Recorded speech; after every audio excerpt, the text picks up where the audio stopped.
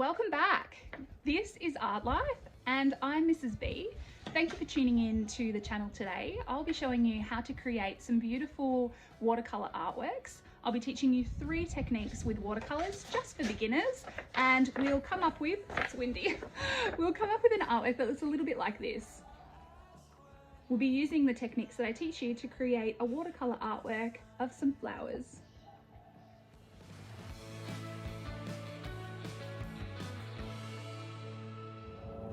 What you'll need for this lesson is some watercolors, a thin brush, some water, and paper.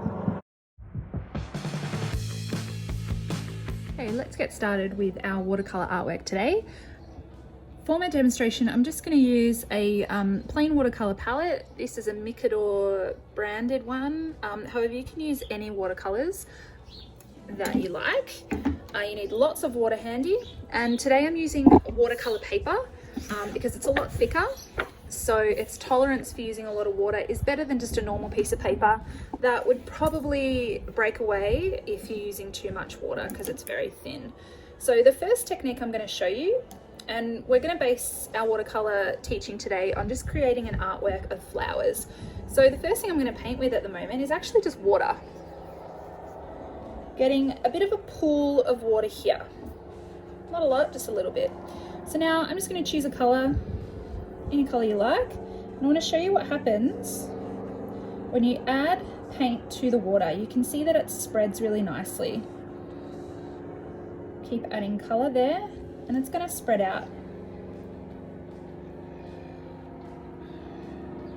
If you were to add a similar color, so a color within the same family range, they will blend together really nicely. You can see I'm just doing some stripes there, but you could do little spots. You could add more water over the top to make the colors bleed more. And the great thing about watercolor is it's going to stay within that water pool that you originally painted. I'm going to add some more purple around the outside. You can just keep working with the colors like that. You can see the colors blend really nicely. I'm going to do that again over here. So do a sort of an oval shape pool of water just there. This time I might use a bit of a different color around the outside, and the color blends really nicely. Got a bit of a lighter pink now on the inside.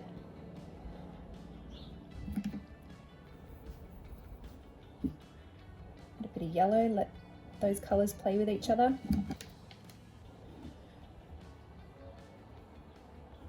If you overwork it, the colors are just going to mix together like this. That's not really what we want. We want the colors to stay separate like this, but work together. So try not to overwork if you can. Another way that you could paint is just directly with the watercolor paint like this. You could add more colors to wet paint. That's when the colors will blend together. If you've allowed the paint to dry, they will not blend.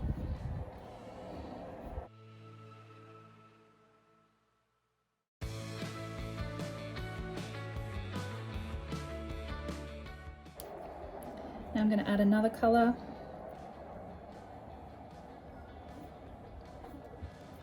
Color choice is really important too. If you are trying to blend 2 colors together that are really different to one another, say like orange and blue, it's not going to be a very nice outcome because the color that will be mixed together will be a bit of a brown rather than a nice harmonious kind of palette. There's just 2 types of flowers we've done so far. Another type I'd like to show you is you're just going to get some wet paint here, and I'm going to do three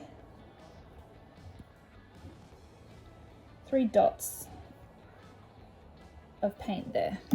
I'm going to wash my brush really thoroughly because now I'm just working with water only. And I'm going to create a bit of a petal here by creating a pool of water in a petal shape and bringing it up to the colours. Can you see here that I bring it up to my spot? And the colour filters down. I'm going to do that again. So do sort of a triangle shape here in the water and then bring it up slowly to your colour, and you'll let the colour bleed nicely into the water.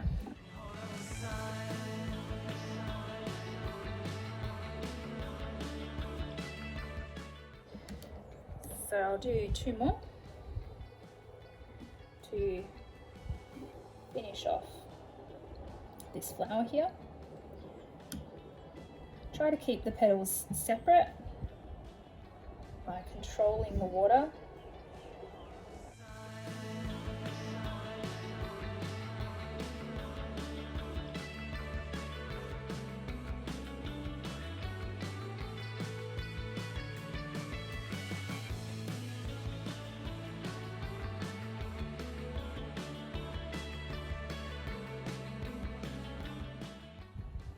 There's an element of watercolors that is really fluid and random.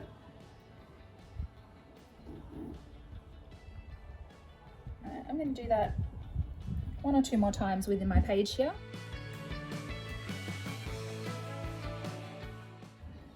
One, 2, 3. You need to work quickly because we don't want this paint to dry. Working with a little bit of water.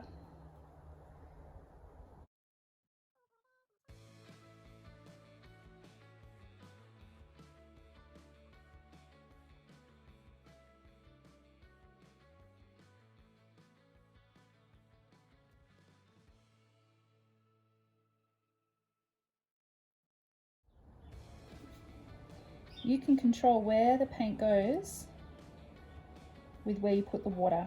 The paint will not go outside the lines of your water pool.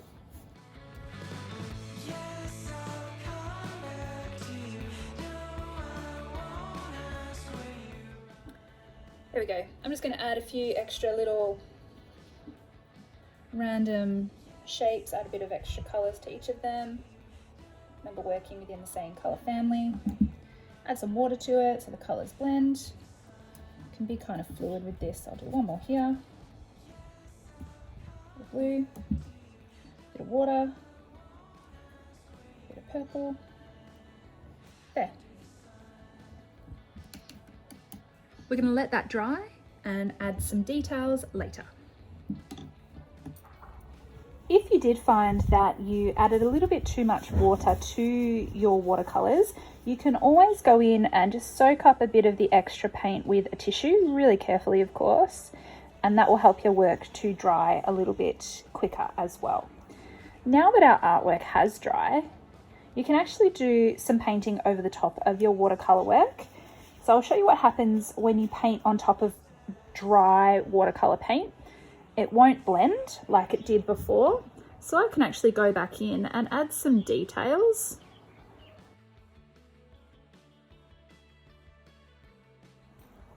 So now that our flowers are dry, we're going to create the stems to make our artwork make a bit more sense. So I'm going to use green, but you could be a bit more abstract and use whatever color you like. I find it easiest to start from the back and work forward. So what I'm going to do is be quite quick with a big stripe there of green for this flower and just add a bit of an idea of a leaf there. The idea is to be a bit organic with it, so you don't have to just be complete perfectionist with it. Try to make the lines thin if you can, and work with some water to create an idea of some leaves as well. A thin brush is really necessary for this part because you don't want the stems to stand out more than the actual flowers.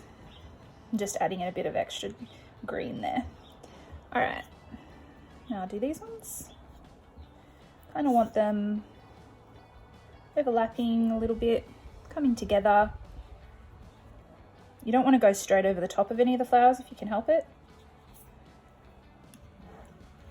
Now to add detail to our watercolor work, this is an optional extra, but we could use a fine liner or some sort of pen to add in some little bits and pieces that we might see on some flowers. For example, I might add in some lines here on the end of these petals. This can only be done once the paint is completely dry. Please don't give it a go when it's wet, because you'll just end up destroying your pen. The idea is just to be quite organic and random, almost a bit scribbly.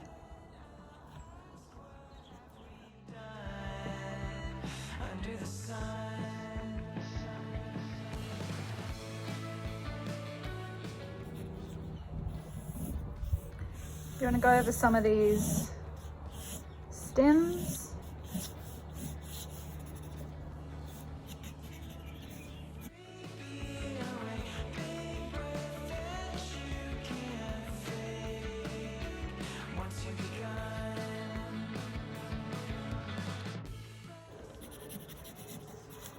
This part is all up to you how you play with it. I'm being quite messy and scribbly, but you can obviously be neater if you prefer.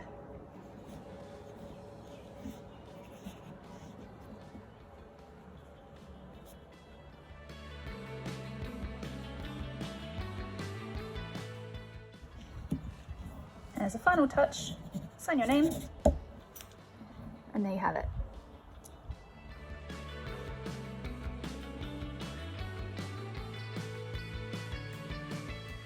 So it's as simple as that.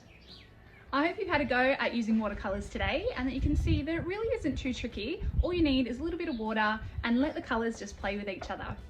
Now you can turn this knowledge into an artwork of your own. It doesn't have to be flowers. You could paint whatever you like, and I'd love for you to share photos of what you've come up with below, or you can comment with anything you'd like to see in the future. Thanks for tuning in to Artlife. I'll see you next time.